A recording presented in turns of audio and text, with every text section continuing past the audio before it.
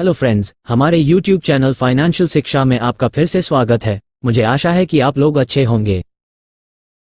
खुद का एक घर खरीदने का सपना हर एक लोगों का रहता है, लेकिन ये सपना पूरा करना सबके लिए इतना आसान नहीं होता है। इसलिए 30% भारतीय परिवार किराए के घर में रहते हैं, उनमें से 80% शहरी क्षेत्र से है। क्योंकि शहर में रोजगार अधिक है और प्रॉपर्टी के मूल्य बहुत ज्यादा होती है। लेकिन किराए का मकान के भी कुछ अपना फायदे होते हैं। आइए जानते हैं कि किराया में रहना खुद के घर खरीदने से कैसे अधिक फायदेमंद है। रीजन 1, रखरखाव और मरम्मत के खर्चों से बिल्कुल मुक्त। रेंट में रहने का ये एक बड़ा फायदा है। घर के छोटे मोटे मरम्मत, इलेक्ट्रिकल प्रॉब्लम्स, प्लम्बिंग, छत से पानी लीकेज, कोई भी इंप्रूवमेंट के काम, पेंटिंग आदि के फुल जिम्मेदारी मकान मालिक का होता है। ये सब रिकरिंग खर्चे हैं जो महीने 2 महीने में आते रहते हैं। किराएदार होने के सबसे बड़ा फायदा यही है कि ऐसे अनिश्चित खर्च और टेंशन से आप बिल्कुल मुक्त रहते हैं।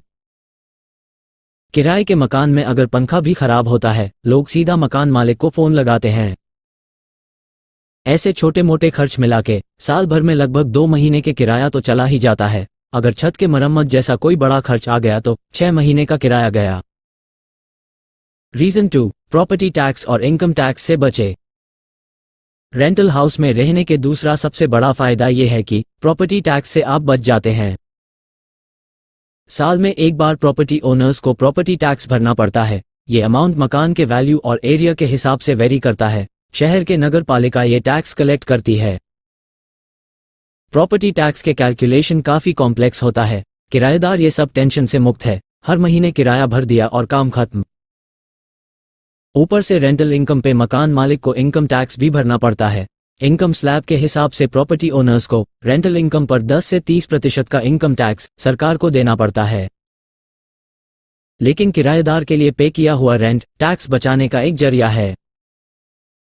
अगर आपको सैलरी में HRA यानी कि हाउस रेंट अलाउंस नहीं मिलता है, सेक्शन 80GG के तहत आपका टैक्सेबल इनकम 60,000 रुपये तक कम हो सकता है, और जिनको HRA मिलता है वो भी सेक्शन 1013A के तहत टैक्स सेविंग कर सकते हैं। Reason 3, no down payment. Down payment के जैसा शुरुआती मोटा खर्च के वजह से लोग अपना खुद का घर का सपना पूरा नहीं कर पाते। एक घर खरीदने के लिए शुरुआत में एक बड़ी रकम की जरूरत पड़ती है। ये राशि प्रॉपर्टी वैल्यू के कम से कम 20 से 25% होती है। मान ले आप एक फ्लैट खरीदना चाहते हैं जिसका वैल्यू 30 लाख रुपए का है, तो शुरुआत में डाउन पेमेंट के रूप में आपको कम से कम 8 से 10 लाख रुपए कैश की जरूरत पड़ेगी। और बाद में 20 साल तक हर महीने 20-22 हजार की EMI अलग से। लेकिन जब आप वही फ्लैट किराए पर लेते हैं, शुरुआत में आपको ज्यादा से ज्यादा 2 से 3 महीनों के किराया एडवांस या सिक्योरिटी के रूप में देने पड़ते हैं। और एक मीडियम सिटी में वही फ्लैट आपको 7 से 8 हजार रुपये प्रति माह किराए पर मिल जाते हैं। 25% डाउन पेमेंट देके भले ही मकान मालिक को संपत्ति के उतना प्रतिशत इक्विटी मिल जाते हैं, लेकिन एक साथ एक बड़ी रकम पे करना सबके बस की बात नहीं है। लेकिन फिर भी किराएदार कम पैसे में सेम घर में रहने का आनंद ले सकता है। लंबी अवधि में प्रॉपर्टी ओनर बेशक एक एसेट हासिल कर लेते हैं, लेकिन किराएदार भी हर महीने पैसे की बचत करके SIP के जरिए निवेश करके लंबी अवधि में एक बड़ी रकम बना सकते हैं। फ्रेंड्स, आगे बढ़ने से पहले बोलना चाहता हूं कि ऐसा वैल्यूएबल वीडियो बनाने के लिए हमें बहुत समय और मेहनत लगता है। अगर आपको हमारा वीडियो पसंद आती है तो लाइक, शेयर और कमेंट्स करें, और हमारा YouTube चैनल को सब्सक्राइब करके बेल आइकॉन को ऑल पर सेट कर दे ताकि नया वीडियो का नोटिफिकेशन तुरंत पाए। रीजन 4, जहां चाहे जैसे चाहे मनमर्जी से रहे। किराएदार व्यवहारिक रूप से कहीं भी रह सकते हैं, जबकि घर के मालिक उन क्षेत्रों तक ही सीमित हैं जहां वो घर खरीदारी कर सकते हैं।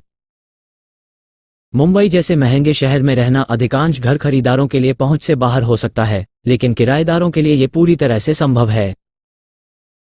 हालांकि उन क्षेत्रों में किराया अधिक हो सकता है जहां घर का मूल्य भी अधिक है। ऐसे में किराएदार अपने बजट के हिसाब से छोटा या सस्ता घर रेंट पे ले सकता है। करियर ग्रोथ, बेटर अपॉर्चुनिटी के वजह से हमें बार बार नौकरी बदलना पड़ता है। ऐसे में किराए का घर बेस्ट ऑप्शन है, जहां आपको फर्नीचर, अप्लायंसेस आदि रेडी मिल जाते हैं।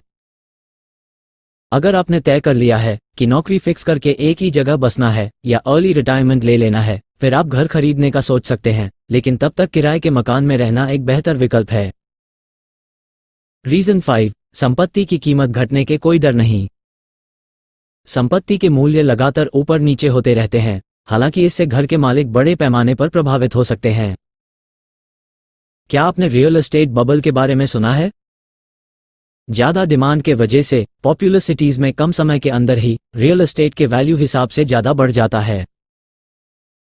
ऐसे में कम ब्याज दर के वजह से लोग भारी मात्रा में होम लोन लेने लगते हैं और कोई होम ओनर्स लोन चुकाने में चूक जाते हैं। फलस्वरूप रियल एस्टेट खुद अपना वैल्यू खो के सडनली रियल वैल्यू से भी नीचे आ जाता है। यह 2008 में रियल एस्टेट बबल ब्लस्ट के वजह से दुनिया भर में रियल एस्टेट के मूल्य अचानक गिर गया था। दिल्ली और मुंबई जैसे शहरों में आवास की कीमतों में लगभग 25 से 30% की गिरावट आई थी। इसके अलावा भी लंबी अवधि में पुराना मकान के कीमत घटने का डर रहता है, उसको रियल एस्टेट वैल्यू डिप्रिशिएशन कहा जाता है। जब आप एक पुराना घर बेचते हैं, प्रॉपर्टी के वर्तमान मूल्य से डिप्रिशिएशन वैल्यू माइनस करके नई कीमत तय किया जाता है। लेकिन किराएदार ये सब झंझट टेंशन से कोसों दूर रहता है। महीने में एक बार किराया दे दे और काम खत्म। दोस्तों, घर का मालिक होना लंबी अवधि में घर के मालिकों के लिए फायदेमंद हो सकता है, क्योंकि वे एक एसेट हासिल कर लेते हैं। किराएदारों के पास वर्षों किराए के भुगतान करने के बाद कुछ भी एसेट हासिल नहीं होता है। हालांकि जो लोग घर के रखरखाव की लागत और प्रॉपर्टी टैक्स, वैल्यू डिप्रिशिएशन आदि से जुड़ी परेशानियों से बचना चाहते हैं, उनके लिए किराया एक बेहतर विकल्प हो सकता है। बेशक ये किसी व्यक्ति की लाइफस्टाइल, वित्तीय स्थिति और चाहे वह काम कर रहा हो या रिटायरमेंट पर हो, उसके ऊपर निर्भर करता है। दोस्तों, आज के लिए बस इतना ही। मिलते हैं नेक्स्ट वीडियो में ऐसे ही एक जरूरी विषय के साथ। तब तक के लिए bye bye, see you soon.